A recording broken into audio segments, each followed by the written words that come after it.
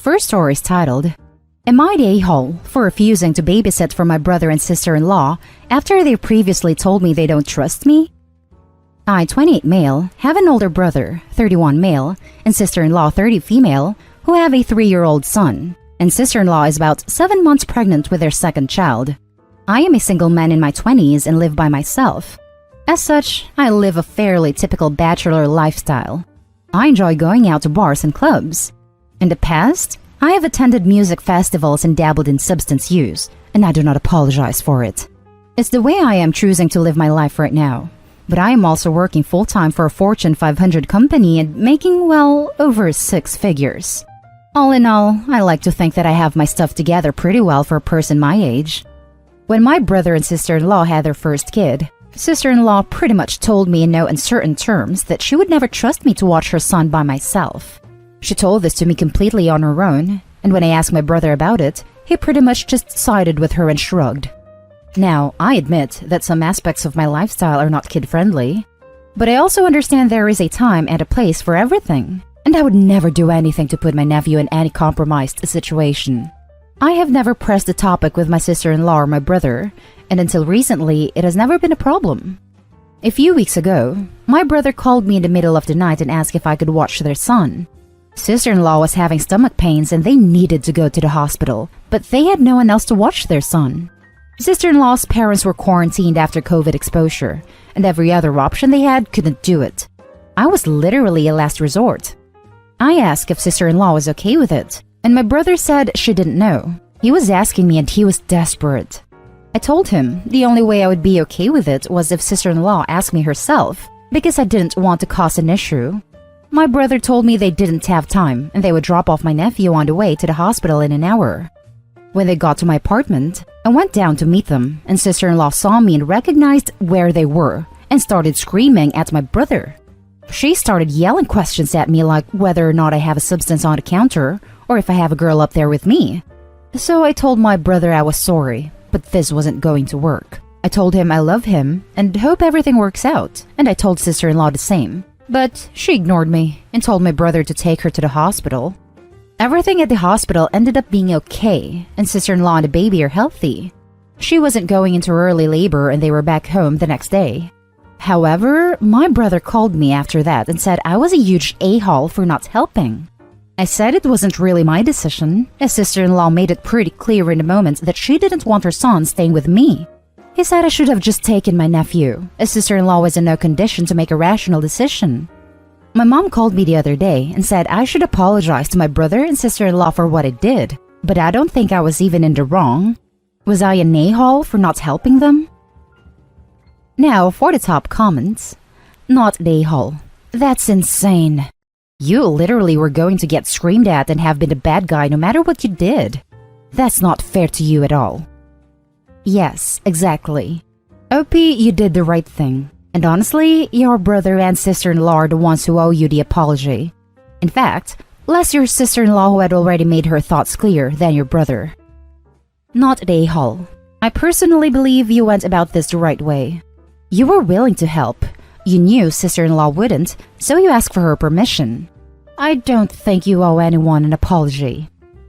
Yeah, at first I thought this would be a stubborn, "Oh, you said you didn't want me to," thing with a sister-in-law asking for help. But it obviously isn't at all.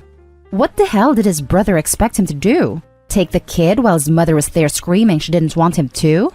Both parents get a say in a veto in who can watch their child, and she clearly wasn't comfortable with it.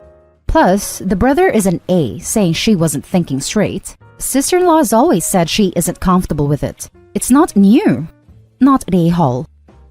If she, in her state of mind, had enough capacity to insist no, and to question whether you had substances or a girl, both of which are none of her business, then she was in her right mind enough that her demand of no should have been respected. This should be said to anyone who tries to say you're wrong. Someone should be asking sister-in-law why she had to be an a-hole, not asking you. Not an a-hole, and don't let them tell you otherwise. She did say D's on the counter, so I can see that as a concern for the safety of her child. Not necessarily a rational one, as just because someone takes substances occasionally does not mean they have them lying around their home for a child to stumble on. Now, let's read the next story. Am I the a-hole for sabotaging my little brother's food on purpose? My little brother is 18. I'm 20. I am staying with my family for the holidays and thought it'd be a nice time, but I forgot that they treat me like a housekeeper. I do almost all the chores and I don't mind if it's my chore. Obviously, if I notice the dishwasher's full, I empty it. If I cook, I clean up. If I make a mess, I clean up. However, if my little brother makes a mess, he makes me clean up. If I refuse and tell him to do it himself, he tells my parents and they side with him and just bug me until I do it. My brother also asks me to cook for him. He pulls out brownie mix and is like, "Make this." I always am like, "Sure, I can make it, but you have to help." He gets mad and says, "I helped by taking out the box." And when I refuse to make stuff for him or tell him to make it himself, he'll throw a fit and tell our parents.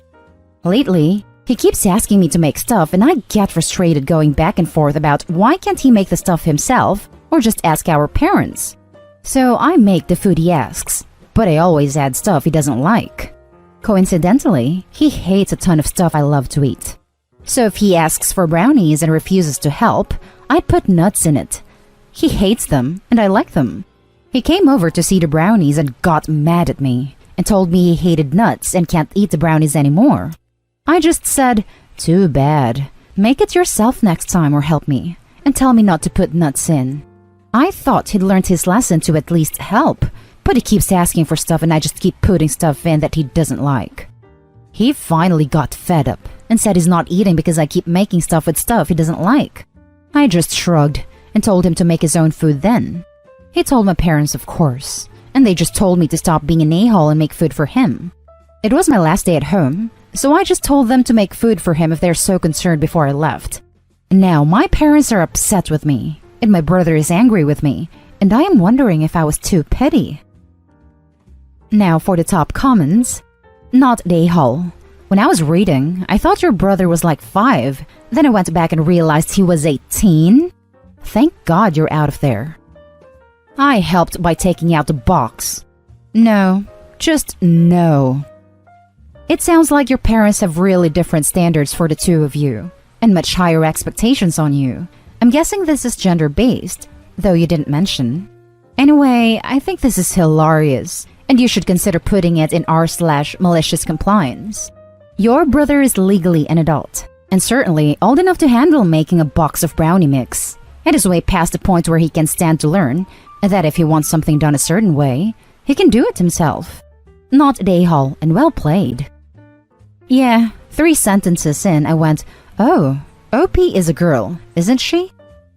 Not the a-hole. He sounds like an idiot. Why would your parents expect you to cater to him? Your parents are a-holes for allowing your brother to be such an entitled little turd. You are definitely not the a-hole. Why do your parents baby him? That's nauseating. The next story is titled, Am I the a-hole because I don't want to give my dog to my autistic nephew? I found a dog, Dave, that had been abandoned at a dog park. I waited with him until it was dark, and then took him home with the intention of trying to find an owner or a rescue that would take him. He had no collar, and when I took him to my vet the next day, we couldn't find a microchip. He was clearly someone's pet at some point. He's neutered, housebroken, and very friendly. Rehoming him never really panned out. No owner ever turned up despite searching and posting on lost pet pages, and I wasn't willing to take him to a kill shelter. My husband was annoyed at first, but it's been almost 2 years now. My other dog has bonded with him. I've fallen in love with him, and even my husband has grudgingly accepted him. As far as I'm concerned, Dave is part of our family. My brother-in-law and his family relocated to our city and moved in with us while they were closing on a house. My 8-year-old nephew has autism, and it's caused him some struggles. His parents had talked about trying to find him a pet, but I guess they never found a good fit, at least until they met Dave. He really bonded with Dave, to the point where he sneaks out of bed at night to sleep in Dave's dog's bed with him. Dave is all he talks about, and he gets upset whenever we leave the house and don't take the dogs with us. I guess my sister-in-law talked to my husband about keeping Dave when they moved out, and my husband told her he'd have to talk to me, but I guess there was a strong insinuation that it would be okay. I only found out about this proposal when my brother-in-law approached me and thanked me for letting them keep Dave before my husband ever even mentioned it to me. My husband and I had a fight, and when the dust settled, it's the three of them against me. My husband feels that because Dave was living with us more by accident than design, so we were really fostering him more than keeping him. And so it would be selfish to keep him when my nephew clearly loves him so much. He says we can go to the shelter and get another companion for our other dog. So that's like a win-win. Dave gets a home and another dog gets out of the shelter for Christmas. And Dave would certainly be very loved and spoiled with my in-laws. And yet, after 2 years, he feels like my dog. The thought of giving him away after all this time hurts. And the idea that my in-laws are using my nephew's autism as some kind of trump card to prove they're entitled to have him really rubs me the wrong way. And I don't see him as interchangeable. Like, I can just pop down to the shelter and score a perfect replacement. Now, let's read the top comments. Not at a-hole. They're trying to bully you.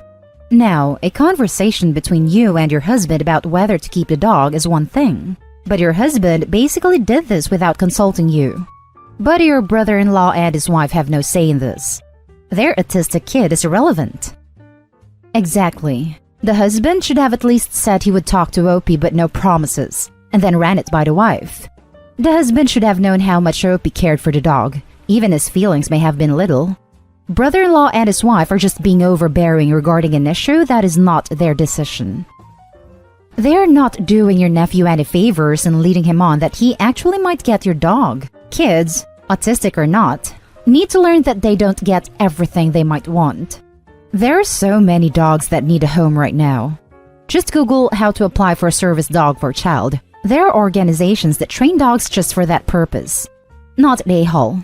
Just because it's easy doesn't make it right. They can get their own dog.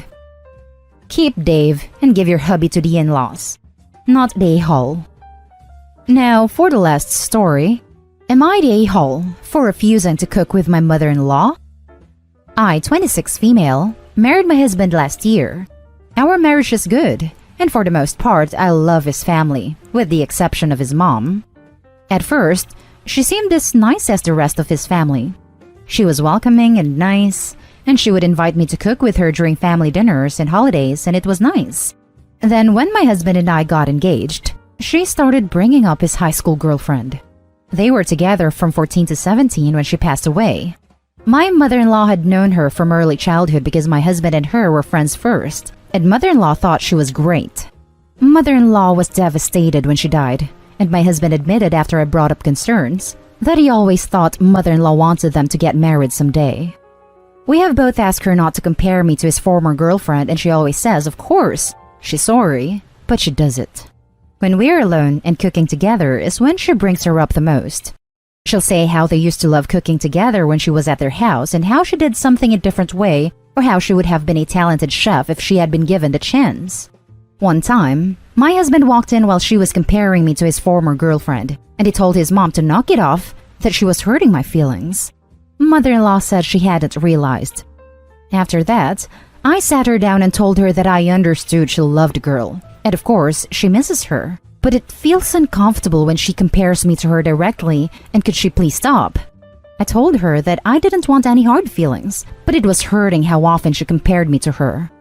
She apologized and seemed genuine because the apology was great. But the very next time, she did it again, and after a gentle reminder, it happened yet another time. So I said I was done, and I now believe it's done deliberately. My husband agrees.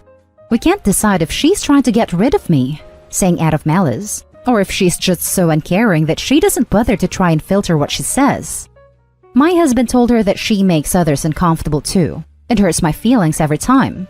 He told her that she hurts him too by bringing it up because he loves me and is happy with me, and doesn't like his mom seemingly wishing we weren't together. Once lockdown hit, we didn't see his family for several months, and only recently saw them again, and mother-in-law approached and said she was sorry, and father-in-law helped her realize what she was doing wrong. I told her I accept her apology. She then asked if the next time we can get together at home, would I like to cook with her again? And I told her no, that I think it is better we don't. She's upset and claims I should give her another chance. Am I the a-hole? Not the a-hole. She was told multiple times by you and your husband to stop. She ignored it. It's kind of you to accept her apologies, but you don't have to cook with her, and she only has herself to blame. Yes, that's called a consequence. Apologies don't always negate the consequence to things that we do, and we have to accept that. Opie's mother-in-law has to accept that part of Opie accepting her apology is having space from her not cooking with her. Not the a-hole. It's time for some boundaries here. Husband has your back. Talk it over with him, and if he's with it, low contact and no cooking. She has no right to have an option on her son's marriage or who he married anymore. It's said and done.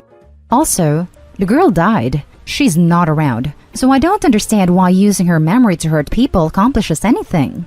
Matter of fact, next time she says something like that, tell her, I bet you, if that ex is so amazing, she would be really disappointed in the way and reason you talk about her now. Not the a-hole. Let's say she really did change and won't be doing that anymore. The fact is, she promised this before and failed to keep it, literally every time she made it. It's going to take time for you to build up trust with her, and if she's really remorseful, then she needs to understand that. One more apology and promise to do better doesn't erase her history. And that's the end of this video, folks. As always, leave a comment and hit like and subscribe. And if you want more of this content, turn your notification on to get updated on the latest videos. And I'll catch you with the next one. Stay safe.